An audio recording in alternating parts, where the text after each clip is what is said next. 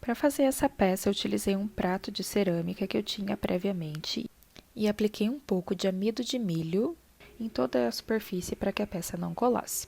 Depois de seca e pronta, eu lixei toda a peça com uma lixa de gramatura média para que a superfície dela ficasse uniforme, sem rugas, ondulações ou buracos, e com isso ela pudesse então ser pintada na sequência.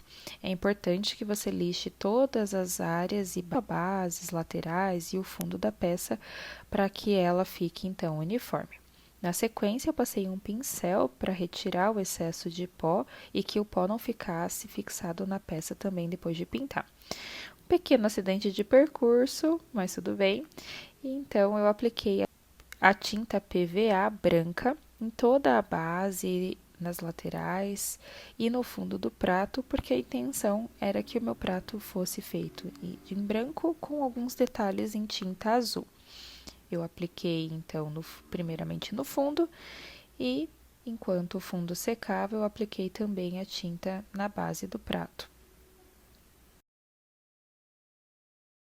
Eu utilizei um pincel chato porque é possível com ele fazer uma pintura em toda a peça sem a necessidade de maiores detalhes. Ele espalha de uma forma rápida e uniforme toda a tinta aplicada. Eu dei uma segunda demão, depois de esperar secar a tinta da primeira tentativa, para que a cor ficasse fechada, sem maiores manchas e tivesse uniformidade também no resultado obtido. Depois que a tinta secou, eu apliquei a tinta azul PVA também da Acrylex na borda do prato. A ideia era fazer um detalhe e que o prato ficasse então num azul mais fechado, mais escuro, com o fundo branco na base dele. Eu fiz essa aplicação com um pincel de ponta redonda, também da Tigre, e esse pincel ele é adequado porque ele me permite ter maior precisão para os detalhes da aplicação. Ele espalha fácil, eu gostei bastante do uso dessa cor e desse pincel para essa peça.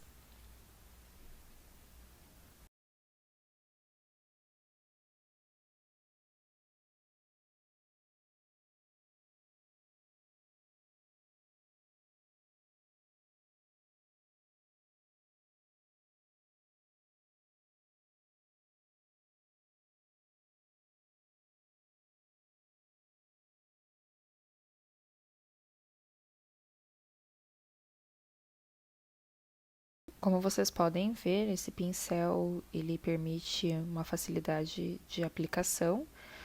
É bem tranquilo fazer a delineação dos detalhes e da área que vai ser pintada. E essa é uma tinta muito fácil de ser utilizada. Ela